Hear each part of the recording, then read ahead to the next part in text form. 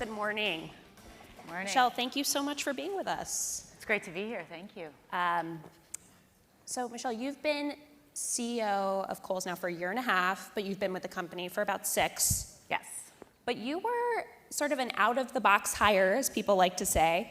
Tell us a little bit about that. What advantage has that given you that you did not come from traditional retail? Yeah, Beth. So I think when I did join Kohls, it was positioned literally as out of the box. So just to set a little context, I joined Kohls after 17 years with Starbucks.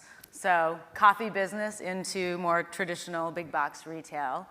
And my Starbucks run was absolutely incredible. I joined in 1996. And as I often share, I joined and we had just about 1,000 stores.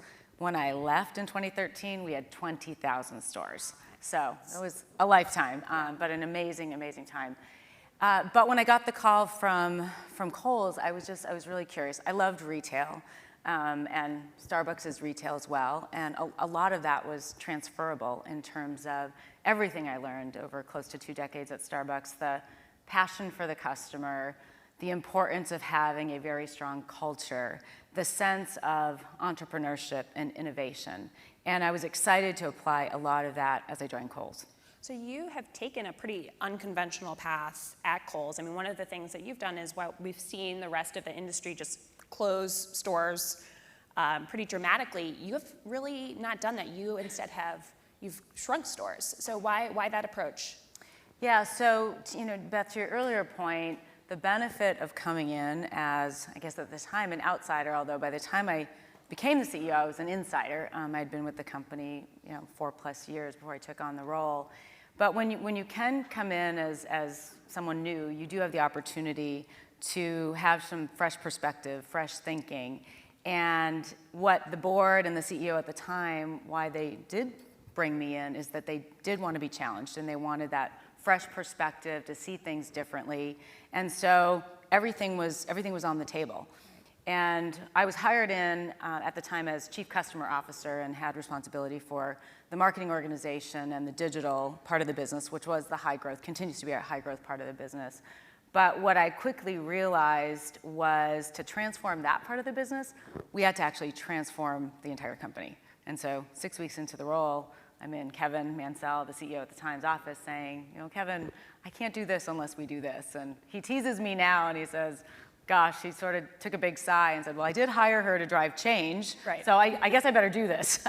So he signed up and away we went, and that created our strategic framework. We brought the leadership team together, called it the Greatness Agenda, and I think more than anything, it really galvanized the organization against a new future with a very aspirational purpose to inspire and empower families to lead a more fulfilled life. Yes, we sell stuff, but it's what's our role in the world, and a set of strategic moves.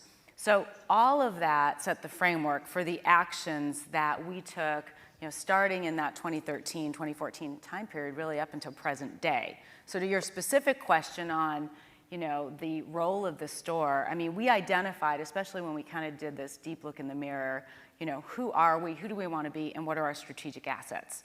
And we unequivocally declared that our stores are a strategic asset, even in an environment that's feeling so pressured, right, with store closures and, oh my gosh, is traditional retail dead?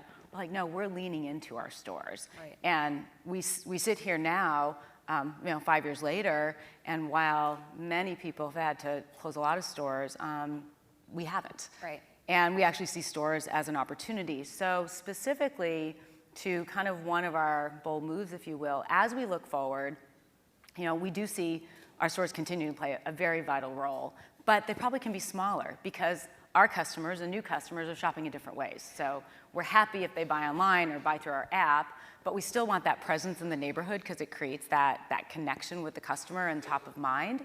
So one of the moves we're making is looking at, can we actually, instead of closing stores, can we shrink the store, shrink the square footage? Right. And so in comes partnerships like with Aldi and with Planet Fitness and others, where they're looking to drive traffic, we're looking to drive traffic, so how can we do that together? So those are both high frequency visits. People go to the, hopefully, Yes. try to go to the gym frequently. They're going to the grocery store. No, that's exactly right. So we want to have great neighbors, and some people have asked, wait, does it mean you're putting an Aldi inside the store? No, you're not getting your bananas with your sweater.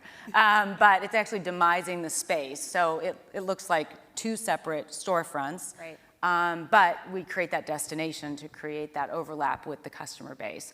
Very early days, though. So I will say, one of the things, so I was talking earlier, the importance of culture, and some of the things I certainly learned in my days at Starbucks is you got to try lots of things. It has to be aligned with our vision and strategy, and in this case, quite practically, is how do we drive traffic to stores, keep our stores relevant, and we have a number of experiments going, this being one of them. So how do you decide what you take out? Obviously, if you're shrinking the store, you can't have all of the options that you once did. So I'm guessing that's something that you're testing right now. Absolutely. In fact, that's a capability that we've built over the last 5 years. So as we laid out our greatness agenda, there were very customer-facing moves, like one of the ones that's worked out really well for us is becoming a true player in active and wellness. So we were selling brands like Nike and Adidas. There was an opportunity to bring Under Armour in the house, which we did, and it became a big strategic category. That business has actually doubled for us. It's a $4 billion business for us today. So that's been a great success. But also as part of the greatness agenda was a question of what capabilities do we need to build? And a big one was around our data infrastructure and how to do localization at the store level. Literally, to have every store be customized so you can have more or less of a category or more or less a brand. So when we go in and kind of shrink these stores, every store is different depending on what the customer in the local area desires. Okay. So one of the things you did that was also sort of unconventional, and you invited Amazon to partner with you. And I remember one person describes this as inviting the fox into the hen house a little bit here. So why did you make that decision? I mean, they are a competitor. And how does the relationship work? Yeah, I think as we think about retail, all the rules are changing. And the way I think about this is looking for great partners, and Kohls, we have so many great partners, whether they're technology partners or product vendors, et cetera, and it's something that the team for decades has done really well. And so, when we look at prospective partners and vice versa, when we get calls, you look at where are their complementary strengths and where are their synergies. In the case of the Amazon partnership, back to what we're trying to drive traffic to keep our stores vibrant and relevant as one of our key strategies. And from an Amazon standpoint, what Kohls has is a strategic asset in our store base. So one kind of fun fact is that 80% of America lives within 15 miles of a Kohls. Okay. So we're accessible. And I think from a consumer insight standpoint, with so much business happening online, I think everybody can relate to a friction point or a pain point when you have to return something. You gotta package it up, you gotta find the tape, you gotta get it someplace. So we recognized, we get a lot of our own returns back into our stores because we're so convenient. And so hey, what if there's a possibility, as Amazon and Kohls was having conversation, could we take Amazon returns and make it super easy? So the way it works is if you order something from Amazon and it's not quite right, you can bring it to Kohls. It's free, and you don't need to package it. And it takes about 30 seconds in the store. It's really, really seamless and easy. So what Amazon gets is an incredible customer experience, reducing all that friction. And what we get is we get some footsteps into the door. And if it happens to, create a new purchase or at least introduce a new customer, I do view this as a longer-term strategic bet as we think about introducing Kohls to more customers. So is it working so far? We're still in the early days. We just launched it out across all of our store base this summer. I will tell you that we tested it for over a year in a couple of markets in about 100 stores. Both we and Amazon, we test, we want to make sure it works, and especially for something this important. So early days, but really encouraged. Great. Let's see if we have any questions for Michelle in the audience. Anybody here? Okay. So one thing I want to ask you about is, so you came into the company 6 years ago, and you were in a very public bake-off for the CEO role. It was no secret. Was that a stressful situation? How did you handle that? And I mean, you continued to work together with your competitor for that spot. Yeah, so let me set a little framework around that. So joined the company, and then Sona Chawla, who was the other person who was a potential successor for the role, who's a phenomenal person, great leader, fantastic human being. And we both recognize the importance of succession planning. I mean, Kohls is a $20 billion company. I mean, any company of our size scale does succession planning. And ours tended to be, I guess, a little bit more public than maybe than others. But she's great, and we both needed it to work. So we win together or not. And I think both of our personalities being collaborative, both really putting the company first and wanting Kohls to win.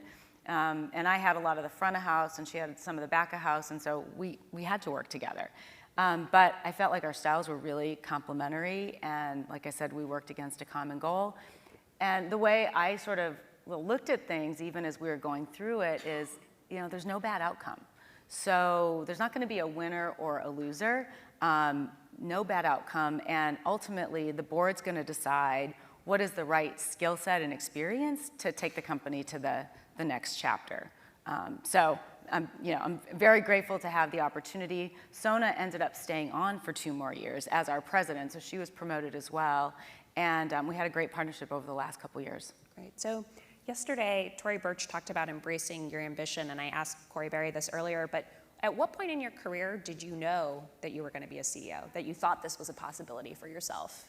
Yeah, it's a really hard question to answer. I don't know that there's ever a day that you wake up going, either I want it or I think I can do it. I mean, if I look at over the course of my career, first of all, I just had tremendous opportunities, have had incredible mentors, both from my early Procter & Gamble days to, of course, all the time at Starbucks, and then a mentor in the previous CEO, Kevin Mansell at Kohls.